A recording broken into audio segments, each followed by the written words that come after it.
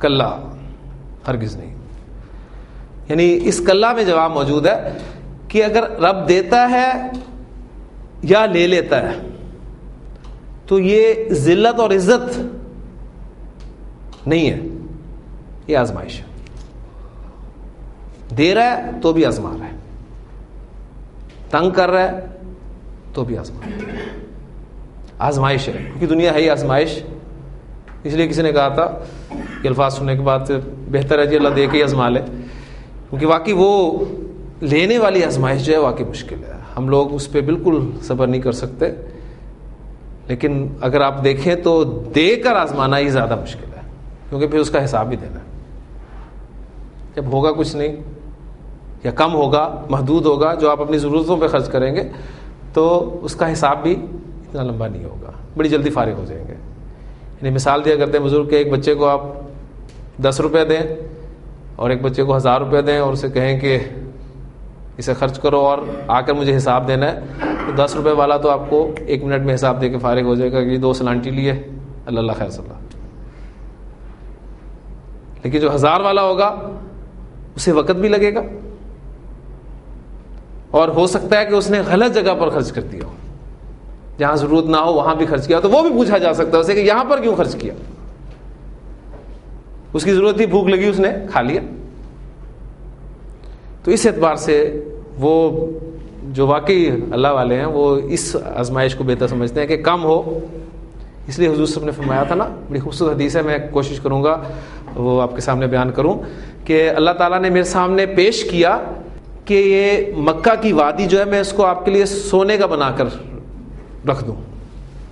تو حضور فرماتے ہیں میں نے اپنے رب سے عرض کی کہ نہ میرے رب، یہ مجھے نہیں چاہیے، بلکہ میں تو چاہتا ہوں کہ میں ایک دن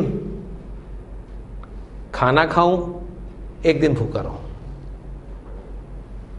اس لیے کہ جب میں بھوکا ہوں تو میں تجھ سے مانگوں، تیرے سامنے گڑ گڑا ہوں، اور جب میں کھانا کھاؤں تو میں تیری حمد کروں اور تیرا شکر کروں. بڑے خوبصورت الفاظ ہیں، وہ حدیث انشاءاللہ تعالی کسی وقت میں پیش کروں گا. تو ابتلا یبتلی ابتلان، آزمانا. جب آ جائیں ہم ناقص ہمارا ہو گیا، اب لفیف کی طرف آ جائیں. لفیف میں مثال ہمارا پینڈنگ ہے، اس میں ایگزامپل میں آپ کو وہ دیتا ہوں. واو قاف یا، پہلی ایگزامپل اِو تاکایا،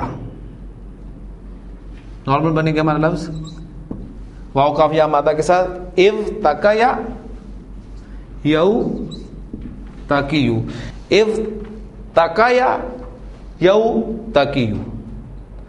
اب یہاں نوٹ کر لیں کہ جب بھی مثال چاہے واوی ہو چاہے یائی ہو، باب افتعال سے آتا ہے، تو واو کو اور یا کو تا میں تبدیل کر دیا جاتا ہے.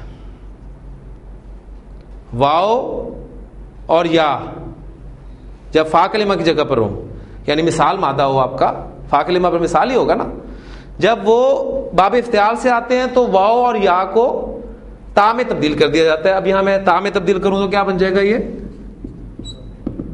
ات تاکایا، اور یہ کیا بن گیا آپ کا؟ یت تاکیو. ات تاکایا یت تاکیو، واو کو یا میں چینج کر دیا. دو تا مرج کی آئیڈیل سچویشن ہے، ادغام کر دیں. اتقایا یتقیو، اتقایا یتقیو. اب اس میں ناقص کے قواعد بھی اپلائی کر دیں. ہر فعل متحرک ہے، ما قبل فتح ہے تو الف میں چینج ہو جائے گا، اور یہ آپ کا بن گیا اتقا یتقی. اب چونکہ قرآن مجید میں بہت استعمال ہوئی ہے لفظ، اس لیے آپ کے سامنے رکھا ہے. اتقا یتقی اتقاءن، اسی سے متقی لفظ بنا ہے. متقی کسے کہتے ہیں آپ سمجھتے ہیں؟ ایک بنیادی معنی ہوتے ہیں اس کے بچنا. پھر کس سے بچنا؟ شرک سے بچنا، اللہ تعالیٰ کی نافرمانی سے بچنا، اس کی سزا کے خوف سے بچنا. ٹھیک ہے، یہ اتقا یتقی. اب یہ واو جو ہے یہ چینج ہوئی ہے اصل میں. کچھ میں نے آپ کو آیات سنائی تھی اس دن، دو کردار آپ کے سامنے رکھے تھے. فاما من آتا واتقا، واو شروع میں لگا دیں تو واتقا، اور اس نے تقوی کی روش اختیار کی. وصدق بالحسنی، اور سچ بات کی تصدیق کرتی. تو اسے تو اللہ تعالیٰ فرماتے ہیں کہ ہم آسانی کے راستے پہ ڈال دیتے ہیں. اس کے برعکس دوسرا کردار واما من بخل واستغنی. اب یہ استغنا یہ ہمارا اس گروپ کا تیسرا باب ہوگا، اس وقت میں بیان کر دوں گا آپ کے سامنے. وکذب بالحسنی، اور اس نے سچی بات کی، اچھی بات کی تکذیب کی. فسنیسرہ للعسری، تو ہم اسے تنگی کے راستے پہ دوڑا دیتے ہیں، چلا دیتے ہیں. تو اتقا یتقی، یہ مثال جب بھی باب افتعال میں آئے گا تو واو اور یا کو تا میں چینج کر کے ان دونوں تا کو مرج کر دیا جاتا ہے. اس میں اہم بات نوٹ کر لیں کہ واو کی تبدیلی لازمی ہے، لیکن یا اگر آ جائے تو وہ لازمی نہیں ہے. اس کو اوریجنلی بھی استعمال کیا جا سکتا ہے اور تبدیلی کے ساتھ بھی استعمال کیا جا سکتا ہے. ٹھیک ہے، یہ آپ کو قواعد میں مل جائیں گے. اب کم از کم یہ ہو چکا ہے کہ آپ کے لیے نئے قواعد جو ہیں وہ سیکھنا کوئی مشکل نہیں ہوگا انشاءاللہ تعالیٰ. اگر بنیادی قواعد آپ کے ذہن میں آ گئے ہیں تو نیا قاعدہ جب بھی کوئی سامنے آئے گا آپ اس کو آسانی سے پک کر سکتے ہیں. تو یہ آپ کا لفیف اور کون سا ہے، فرق آ گیا تو مفروق ہے، یعنی کاف بیچ میں آ گیا تو مفروق ہے. ٹھیک ہو گیا. لفیف مقرون کی ایک ایگزامپل کر کے اس کو ختم کرتے ہیں. سین واو یا استوایا یستویو، دونوں حروف علت ساتھ ساتھ ہے تو لفیف مقرون ہے. اس میں کوئی خاص تبدیلی نہیں ہے، صرف ناقص کے قواعد اپلائی ہوں گے. استوا، استوا یستوی، استواءً، برابر ہونا بنیادی معنی ہوتے ہیں. لا یستوی اصحاب النار و اصحاب الجنہ، آگ والے اور جنت والے برابر نہیں ہوتے. یستوی اسی کا استعمال ہوگا. ٹھیک ہے. اور وہ جو الفاظ ہیں قرآن مجید میں کہ هل یستوی الذین یعلمون، کیا وہ لوگ جو جانتے ہیں وہ برابر ہو سکتے ہیں ان لوگوں کے جو نہیں جانتے؟ کبھی بھی نہیں. جاننے والے اور نہ جاننے والے برابر نہیں ہو سکتے. ٹھیک ہے. تو استوا یستوی. باب افتعال کمپلیٹ. ماضی مجہول، مضارع مجہول، ایک ایک لفظ. خا لام فا، اختلافا، اختلافا اختلاف کرنا.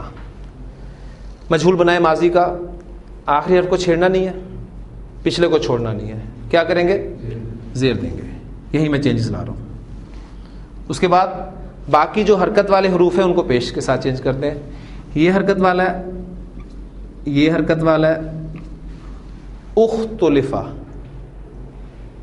اختلافا اس نے اختلاف کیا، اختلفا تو وہ اختلاف کیا گیا، اس میں اختلاف کیا گیا. ٹھیک ہے.